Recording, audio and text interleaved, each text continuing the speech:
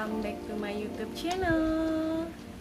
Di video kali ini akhirnya aku bikin Q&A untuk pertama kali karena ada banyak banget yang nanya sama aku. So aku mutusin untuk jawab semua pertanyaan kalian secara detail di video ini. Sebelum masuk ke pembahasan, aku mau minta maaf dulu ke kalian karena aku baru bisa bikin videonya sekarang. Kemarin-kemarin itu aku bener-bener struggle banget, jerawat aku banyak banget dan bekasnya ini bener-bener ngeganggu, bahkan sampai di makeup aja tetap nggak bisa ketutupin. So jadi aku mutusin baru sekarang bisa bikin video lagi. Oke, langsung kita mulai aja ya ke pertanyaan pertama. Nah, di sini aku banyak banget dapetin pertanyaan tentang Kak, Garuda kapan open recruitment? Kak, ada open recruitment gak sih Garuda di tahun 2020 ini? Kak, kapan ada rekrutmen lagi? Nah, ini bener-bener banyak banget sih yang nanyain ini. Langsung mau aku jawab ya. Untuk saat ini guys, Garuda belum membuka open recruitment untuk flight attendant terkait dengan virus COVID-19 ini. So, aku sebenarnya mau minta doa ke kalian, semoga pandemi ini cepat berakhir dan Garuda bisa pulih kembali seperti sebelumnya. Jadi penumpangnya bisa normal lagi. Kalau penumpangnya banyak, pasti otomatis butuh tenaga ekstra. Dan pasti maskapai akan, gak cuma maskapai Garuda sih, pasti maskapai lain pun akan buka lowongan banyak-banyak untuk pramugari. Kalau untuk sekarang bener-bener belum ada karena emang penumpangnya itu masih sedikit, belum sebanyak dan sepulih seperti sebelumnya. Untuk info lowongan pramugari ada di link officialnya GITC. Aku udah pernah cantumin linknya di video aku sebelumnya, tapi aku cantumin lagi di description box video kali ini ya. So kalian bisa cari tahu, kalian bisa cek terus setiap hari kapan buka lagi lowongan untuk pramugari. Di situ pasti update kok, selalu ada. Emang kalau misalkan pramugari atau pramugara, di situ mereka selalu menginfoin siapa bagian apa yang dibutuhkan maskapai pada saat itu. So langsung dicek aja ya. Next ke pertanyaan berikutnya ya. Ini ada juga yang nanya, Kak ceritain dong suka duka pada saat training pramugari. Udah 2 kali nanya ke aku, cuma maaf ya baru kali ini aku bisa respon. Nah, sebenarnya suka dukanya itu pada saat training itu lebih banyak dukanya. Aku udah pernah ceritain di video sebelumnya itu karena pada saat training itu kalian akan lebih banyak belajar dan ini salah satu duka yang akan kalian alami pada saat training pramugari. Karena pada saat training pramugari itu banyak ujiannya, entah ujian tertulis, ujian lisan, ujian praktek, dan ujian-ujian lainnya. Jadi ya di sini kalian dituntut bener-bener harus fokus belajar dan harus bisa ngelewatin setiap ujiannya. Kalau teman-teman aku bilang ini sebenarnya pada saat training ini adalah masa penjajahan. Ya karena apa ya, malamnya kalian belajar, pagi belajar, terus besok mikirin buat ujian gimana. Jadi ya udah, belum lagi. Nah ini salah satu dukanya, kalian itu dapat uang saku cuma 2 kali, yaitu pada saat ground training dan flight training itu sebesar nominalnya 2 juta. Dan kalian ini harus bener-bener bisa ngatur keuangan kalian karena pada saat training kan otomatis kalian udah belum ada penghasilan tuh, cuma dapat uang saku aja. Jadi gimana caranya kalian bisa manage keuangan kalian bertahan sampai kalian udah kerja sebagai pramugari sesungguhnya. Kalau sukanya pada saat training pramugari itu nggak begitu banyak, paling kalian akan sangat dekat dengan teman-teman sebatch kalian karena selama training kalian pasti sering belajar kelompok. Jadi ya udah lingkupnya teman-teman sebatch aja, otomatis kalian pasti lebih dekat dengan mereka. Kurang lebih sih menurut aku itu ya suka duka pada saat training, karena pada saat ngejalanin aku bener-bener masih inisial, itu alias masih baru banget ngalamin training pramugari, beda dibanding teman-teman aku udah ada yang pernah jadi pramugari atau dibilang expert, jadi mereka lebih bisa handle. Kalau aku ya ngerasa emang lebih banyak dukanya daripada sukanya gitu. Next, pertanyaan berikutnya ini ada juga yang nanya, Kak, bener nggak sih kalau pramugari itu harus tidur dengan pilot kalau mau dapet jadwal terbang? Ini aku bener-bener garis bawah ya, ini semua hoax, ini semua nggak bener, ini semua salah. Sebenarnya kita itu udah ada tim scheduling atau biasa kita manggilnya itu OJ kalau di maskapai aku ya. Dan tugasnya mereka itu ngebuat jadwal flight attendant dan juga pilot. Nah, kita itu biasanya aku dapet jadwal itu langsung 1 bulan. Misalkan langsung ada terbang kemana, DO-nya, liburnya berapa hari, terus tujuannya kemana aja, jam-jam terbangnya itu, ETD-nya itu jam berapa aja, itu langsung kita dapat 1 jadwal. Dan di situ juga ada nama-nama krunya, kita nggak bisa request, jadi ya emang udah dicantumin. Dan begitu juga dengan pilot pun juga udah diatur sama OJ, sama seperti flight attendant. Jadi ya jangankan kita harus deket sama pilot, misalnya kita mau terbang bareng sama temen kita aja pun kemungkinannya itu susah banget kalau di maskapai aku. Jadi jangan dengerin omongan-omongan yang gak baik di luar, itu sebenarnya hoax aja sih. Dan apalagi ini juga salah satu gosip yang bikin orang tua aku itu sebelumnya gak setuju aku jadi pramugari. Makanya kalian nih, untuk orang tuanya yang gak setuju karena salah satu alasan ini, kalian bisa jelasin bahwa semua itu gak bener. Next, pertanyaan berikutnya ya. Ini juga ada yang nanya, Kak, boleh berhijab nggak? Dan banyak juga yang pakai hijab apa enggak. Nah, di sini aku mau jawab, kalau untuk maskapai aku itu belum mengizinkan pramugarinya mengenakan hijab. Hijab digunakan pada saat penerbangan tertentu aja. Contohnya misalkan kalian terbang ke Aceh, itu ada pasminanya, itu kalian mesti pakai. Dan misalkan terbang ke Jeddah juga, itu baru memakai abaya hijab. Nah, di penerbangan khusus itu kalian dibolehkan memakai hijab karena emang harus, justru apalagi untuk penerbangan haji itu pasti pakai hijab. Nah, kalau untuk penerbangan normal biasanya itu kita belum diizinkan untuk memakai hijab. Jadi untuk kalian yang berhijab, mungkin ini jadi salah satu pertimbangan kalian, karena pada saat kalian bekerja kalian harus melepas hijab kalian ya, karena itu mungkin berat, tapi ya emang itu udah aturan ya di maskapai aku. Pertanyaan berikutnya ya, ini juga banyak yang nanya tentang, Kak, kalau aku punya tanda lahir gimana? Kalau ada stretch mark gimana? Kalau ada bekas luka gimana? Bisa nggak lolos kira-kira Pak untuk ikut tes pramugari?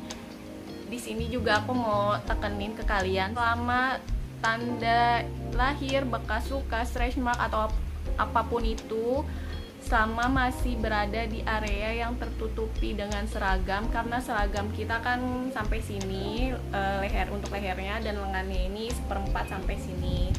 Untuk roknya itu panjang dan ada belahannya, kalau jalan lumayan kelihatan kakinya, betisnya. Jadi selama tertutupi di area itu nggak masalah. Kalau di luar area seragam, misalkan di sini nih kan kelihatan, kalian bisa akali nih tutupin pakai foundation atau concealer. Jadi ya sepinter-pinternya kalian aja lah untuk nutupinnya gimana supaya tertutupi pada saat kalian ikut rekrutmen pramugari. Nah, pada saat kerja pun mesti ditutupin juga. Jadi ya kalian membutuhkan effort yang cukup besar untuk menutupi bekas luka kalian atau hal-hal yang mengganggu itu yang berada di luar area seragam. Pertanyaan berikutnya ya, ini juga ada yang nanya, Kak, pas lagi rekrutmen itu ada biaya-biaya yang harus dibayar nggak sih?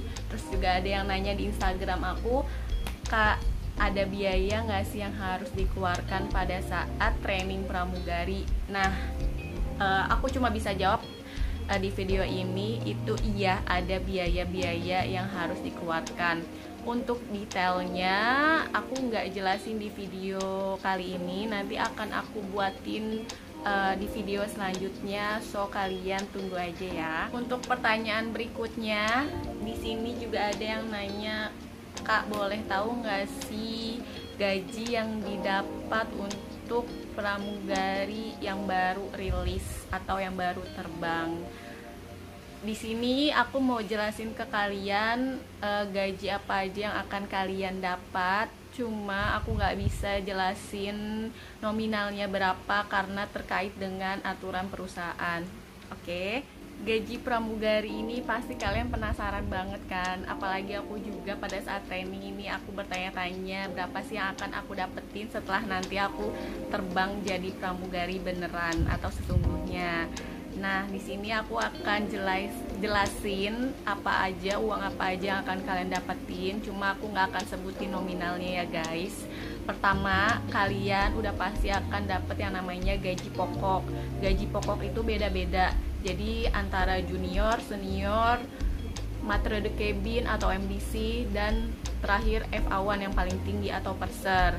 Nah, yang aku tahu ini gaji pokok junior. Untuk junior itu akan kalian dapetin sesuai dengan UMR yang berlaku saat ini. Itu untuk junior. Kalau untuk senior beda lagi. Nanti tiap tingkatan itu berbeda-beda uang gaji pokok yang kalian dapetin. Kedua, ini yang bikin gaji pramugari lumayan besar atau ya bisa dibilang sangat besar lah ya, yaitu uang FATA, uang terbang. Jadi uang terbang itu dihitung per jam. Misalkan per jamnya nominalnya berapa, akan dikalikan jam terbang kalian selama sebulan. Biasanya kalau untuk junior, awal-awal aku terbang itu aku pernah terbang 1 bulan itu total 100 jam. Nah, itu tinggal kalian kaliin ya guys, kalian akan dapetin berapa selama 1 bulan itu. Jadi ya ini salah satu yang bikin gaji pramugari ini jadi cukup besar. Ketiga, kalian akan dapetin uang makan. Uang makan dihitung per landing, nominalnya juga aku nggak bisa sebutin. Jadi misalkan satu hari kalian ada berapa landing, itu yang akan kalian dapetin dan dikaliin selama 1 bulan. Total kalian itu ada berapa landing, ya udah kalian kaliin aja. Nah, itu yang akan kalian dapetin. Tapi kalau penerbangan di atas 3 jam kalian gak akan dapetin uang makan. Yang kalian dapetin adalah crew meal. Jadi ya plus minus lah ya. Kalau penerbangan panjang kalian dapat makan, tapi kalian gak dapat uang makan. Sebaliknya kalau penerbangan yang pendek-pendek itu ya kalian dapat uang makannya lumayan banyak karena dihitung per landing. Dan ini juga salah satu yang bikin gaji pramugari itu jadi cukup besar. Dan uang yang terakhir yang akan kalian dapetin itu uang lot atau layover time. Lebih simpelnya itu uang nginep. Jadi kalian tidur di hotel aja nih kalian dibayar. Hitungannya itu dari kalian check in sampai kalian check out. Tinggal kalian kaliin kalian berapa banyak kalian nginep selama 1 bulan. Dan uang lot ini juga tiap negara beda. Jadi misalkan kalian terbangnya domestik itu ngikutin kursnya rupiah, dan kalau untuk luar negeri itu ngikutin kurs yang berlaku di sana. Jadi ini juga salah satu yang bikin gaji pramugari itu jadi besar. Nah, gimana, kalian tertarik kan gaji-gaji yang kalian dapetin nanti ketika kalian akan menjadi pramugari? Untuk secara keseluruhan gaji yang kalian dapetin itu lumayan besar. Biasanya itu rata-rata kalian bisa dapetin 2 digit. Aku nggak bisa sebutin nominalnya ya guys. Nah, ini juga salah satu yang bisa jadi penyemangat kalian nih. Jadi kalian bisa semangat lagi belajarnya, berusaha dan berdoa. Dan kalian juga bisa bahagiain orang tua kalian kalau kalian setelah menjadi pramugari. Dan kalian juga bisa mewujudkan apa yang kalian inginkan, beli apa yang kalian pengen. So, kalian tetap semangat ya. Pertanyaan selanjutnya, ini ada yang nanya, Kak, dari masa training sampai mulai terbang waktunya berapa bulan, Kak? Nah, ini tiap orang beda-beda. Kalau aku itu kebetulan aku melaluinya itu totalnya 7 bulanan kalau nggak salah. Kenapa beda-beda? Karena ground training itu udah pasti kalian ngelaluin selama kurang lebih 3 bulan. Nah, dari 3 bulan ini kalian akan nunggu jadwal untuk flight training. Apalagi flight training itu ada 3, flight training 1, flight training 2, flight training 3. Dan tiap flight training ini juga lumayan nunggunya agak lama karena yang antri banyak waktu pas aku training. Jadi ya ngikutin urutan sesuai absen. Aku total nunggu flight training 1 sampai flight training 3 itu 3 bulan. Jadi tiap flight training itu kita nunggu 1 bulan. Nah, lumayan lama kan ya guys. Dan setelah udah kalian dinyatakan lulus, kalian akan nunggu lagi nih untuk jadwal tanda tangan kontrak. Itu juga lumayan lama. Kira-kira 1 bulan aku nunggu. Terus juga di angkatan aku ada pengecekan jerawat sebelum kalian melakukan flight training. Jadi ini juga lumayan menunda waktu kalian. Dan ada beberapa temen aku yang pending untuk ikut flight training gara-gara ini, gara-gara banyak jerawat. Jadi ya kalian mesti sembuhin jerawat kalian dulu nih. Kalau jerawat kalian udah bersih, baru kalian bisa ikut flight training. Nah, jadi ya mesti dijaga kebersihan muka kalian. Jangan stres, apalagi stres juga kan bisa menimbulkan jerawat. Dan belum lagi kalau kalian nggak lulus ujian, kalian mesti reinforce. Entah di ground training itu juga kan bisa nggak lulus ujian. Apalagi flight training itu kalian juga bisa nggak lulus ujian. Nah, di sini tuh yang menentukan kalian berapa lama bisa ngelaluin proses training. Aku alhamdulillah termasuk yang lancar, jadi ya alhamdulillah lulus terus. Totalnya aja 7 bulan, dimana kalian misalkan kalian ada reinforce, ngulang ujian, itu pasti akan ketunda lagi dan lebih lama lagi. Jadi makanya selama training penting banget kalian harus fokus belajar, karena ya biar nggak makin lama kalian ngelewatin masa training. Jadi biar kalian cepet-cepet terbang jadi pramugari sesungguhnya. Karena makin lama kalian training itu ya kalian akan makin lama terbangnya juga, dan akan makin lama kalian ngedapetin gaji jadi pramugari gitu. Next, ada yang nanya, Kak, ada fasilitas mes sama transportasi nggak, Kak, yang akan kakak dapetin selama jadi pramugari? Oke, langsung aja. Untuk mes kita nggak dapet, jadi kita cuma dapet transportasi, yaitu antar jemput sama tiap kali kalian terbang. Jadi ya misalkan tiap kali terbang kalian akan langsung dijemput ke depan rumah kalian, ke depan tempat tinggal kalian. Dan pulangnya pun sebaliknya gitu, akan diantar ke rumah kalian. Jadi ya lebih aman. Untuk jaraknya juga diatur berapa kilometer kalian ditentuin bisa dapetin jemputan. Jadi ya kalau mes kita nggak dapet, lebih dapetnya transportasi. Pertanyaan berikutnya, ini sebenarnya pertanyaannya mendasar banget ya guys. Jadi ada yang nanya, Kak, harus bisa bahasa Inggris nggak sih? Kak, mesti fasih bahasa Inggris nggak sih? Dan pertanyaan ini ada beberapa yang nanyain juga, lumayan banyak. Jadi aku mau jelasin, sebenarnya ada salah satu syarat menjadi pramugari itu be able to speak English, read and writing. Jadi kalian basicnya emang harus bisa bahasa Inggris. Walaupun kalian gak fasih, gak lancar banget, tapi kalian mesti bisa, harus bisa. Kenapa? Pernah aku jelasin di video aku sebelumnya. Karena pada saat training, itu buku kalian, manual kalian itu isinya bahasa Inggris semua. Dan kalau kalian nggak bisa bahasa Inggris, gimana kalian akan bisa mengerti, akan bisa paham apa yang kalian pelajarin. Dan juga penumpang kalian itu, apalagi Garuda kan termasuk full service, jadi beberapa dan kebanyakan juga itu dari luar negeri, bule-bule. Jadi ya kalau misalkan kalian nggak bisa bahasa Inggris, kalian gimana bisa menangani situasi pada saat itu. Dan juga apalagi misalkan kalian terbang ke luar negeri, itu ground staff-nya ya kan kalian mesti pakai bahasa Inggris, kalian gimana komunikasinya. Jadi emang basicnya kalian harus bisa bahasa Inggris ya. So clear ya untuk pertanyaan ini. Jadi nggak akan ada yang nanya lagi, kamu mesti fasih nggak, kamu mesti bisa nggak bahasa Inggris. Intinya kalian harus bisa bahasa Inggris karena kalian butuh untuk komunikasi dan belajar pada saat training. Untuk pertanyaan terakhir, ada yang nanya, Kak, untuk jadi pramugari itu giginya mesti rapi nggak sih? Dan jawabannya itu ya mesti rapi, karena di medical check up ada yang namanya pengecekan gigi. Itu aku nggak tahu ketentuannya gimana, tapi kalau untuk misalkan ginsul nih kayak aku nih, itu masih dibolehin. Kalau bolong itu masih bisa ditambal. Dan masalah-masalah yang lainnya, misalkan gigi kalian berantakan, itu aku kurang tahu ya, tapi harus rapih kalau untuk mau jadi pramugari.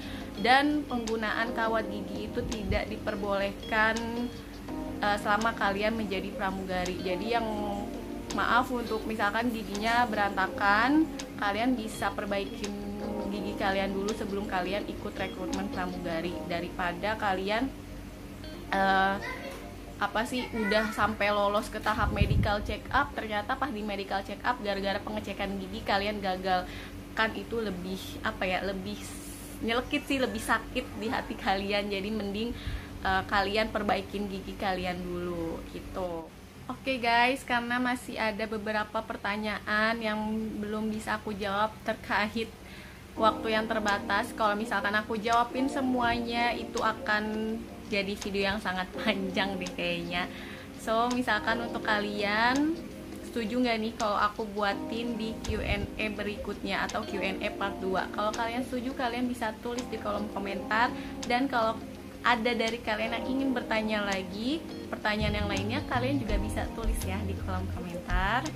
Aku mau berterima kasih ke kalian, untuk kalian yang selalu setia nonton video aku, dan untuk kalian yang udah subscribe aku, karena hal ini yang bikin aku semangat untuk bikin video-video selanjutnya. Jadi terima kasih banyak ya guys, dan tetap tonton terus ya video aku. So itu dulu ya guys video dari aku. Semoga kalian suka dan kalian puas dengan jawaban yang aku berikan untuk kalian.